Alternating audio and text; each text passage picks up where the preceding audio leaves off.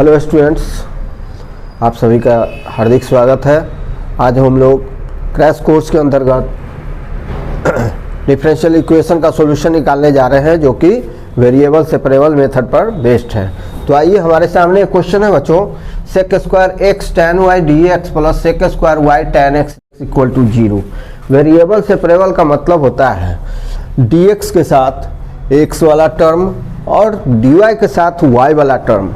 As for example, अगर कहीं पर गाय और भैंस हो और उनके बच्चे हों, अगर गाय का बच्चा भैंस का दूध पी रहा हो और भैंस का बच्चा गाय का दूध पी रहा हो, तो हमें करना क्या है, भैंस के बच्चे को भैंस के पास पहुंचा देना है और गाय के बच्चे को गाय के पास पहुंचा देना है।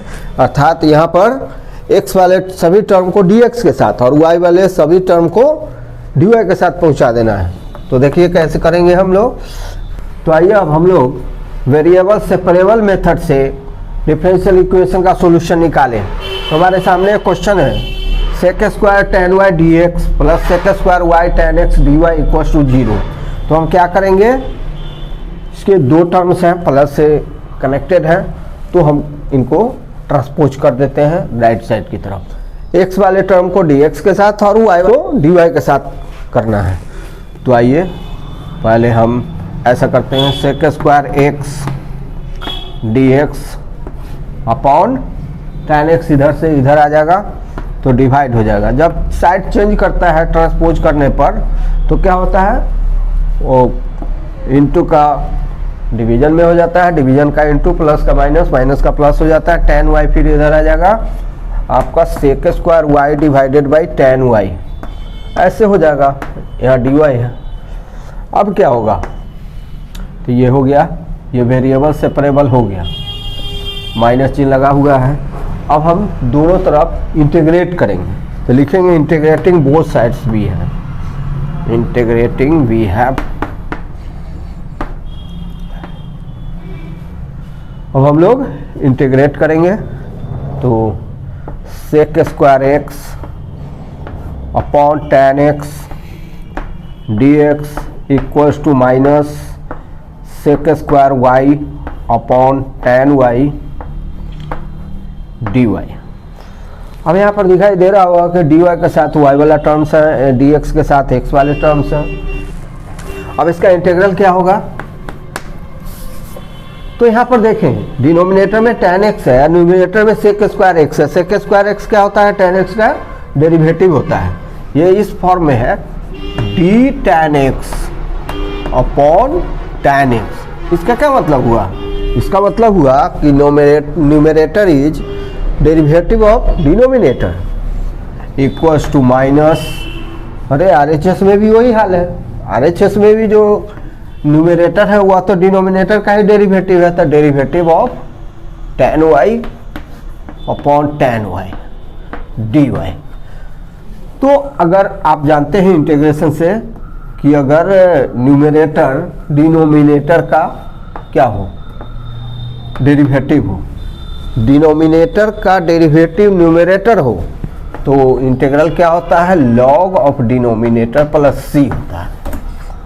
चलिए, तो this implies log tan x हो जाएगा। टैन एक्स का डेरिवेटिव है न्यूमरेटर, इसलिए log tan x equals to minus, और यहाँ पर क्या हो जाएगा, लॉग टैन वाई हो जाएगा इसका इंटीग्रल, और यहाँ पर सी जोड़ दें, सी हो गया।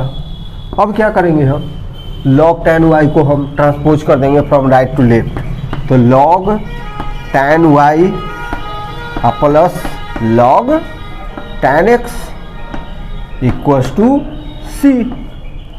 सी के बदले हम क्या लॉग के फॉर्म में रख सकते हैं, लॉग सी भी रख सकते थे, आप लॉग सी भी रख सकते हैं, आसानी होगी, लॉग सी रखें। तो दिस इम्प्लाइज, अब लॉग का फार्मूला जानते होंगे, log x plus log y, दोनों का बेस सेम है और प्लस है, तो क्या होता है, लॉग एक्स इंटू वाई होता है। सिमिलरली यहाँ पर क्या हो जाएगा, log tan x into tan y equals to log c, और ऐसा करें, c equals to tan x into tan y होगा।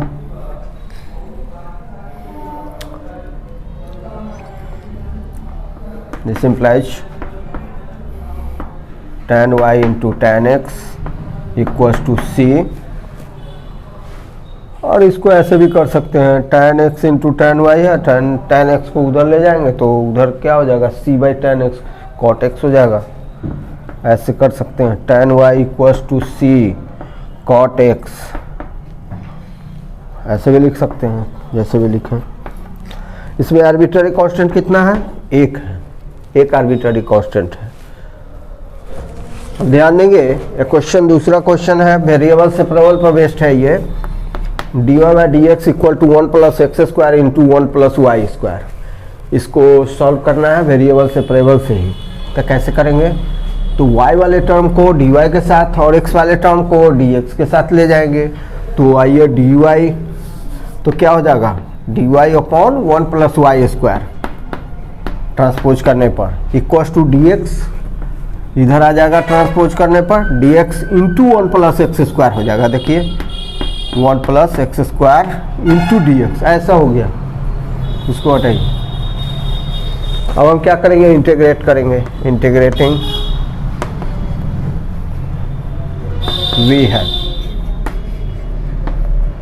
तो वेरिएबल सेपरेबल में यही होता है, dx के साथ x वाले सारे टर्म को रख दें और dy के साथ y वाले सारे टर्म्स को रख दें, फिर इंटीग्रेट करें। इंटीग्रेट करके आर्बिट्ररी कांस्टेंट होगा ही, सॉल्यूशन निकाल लें। तो dy by 1 plus y square का integral equals to 1 plus x square into dx का इंटीग्रल। अब यहाँ पर देखें integral of dy by 1 plus y square, dy by 1 plus y square, ठीक है, इक्वल्स टू यहाँ पर दो टर्म्स हैं तो हम dx integral dx plus integral x square dx लिखेंगे। Integral dx plus x square dx का इंटीग्रल ऐसा लिखेंगे। This implies dy by 1 plus y square का इंटीग्रल कितना हो जाएगा? हो जाएगा tan inverse y equals to dx का इंटीग्रल क्या होगा? x होगा प्लस एक्स स्क्वायर का इंटीग्रल। तो हमारे सामने क्वेश्चन है x dy plus y d x equal to 0, इसका सॉल्यूशन हमें निकालना है। यह भी वेरिएबल सेपरेबल से ही बनेगा। तो this implies x dy equals to क्या हो जाएगा? माइनस वाई डी एक्स होगा। और फिर क्या करेंगे? dx के साथ x को ले जाएंगे और dy के साथ y को ले आएंगे। तो this implies dy upon y equals to minus dx upon x हो जाएगा, माइनस dx अपॉन x। अब हम क्या करेंगे? दोनों तरफ इंटीग्रेशन करेंगे। इंटीग्रेटिंग v है, इंटीग्रेटिंग v है।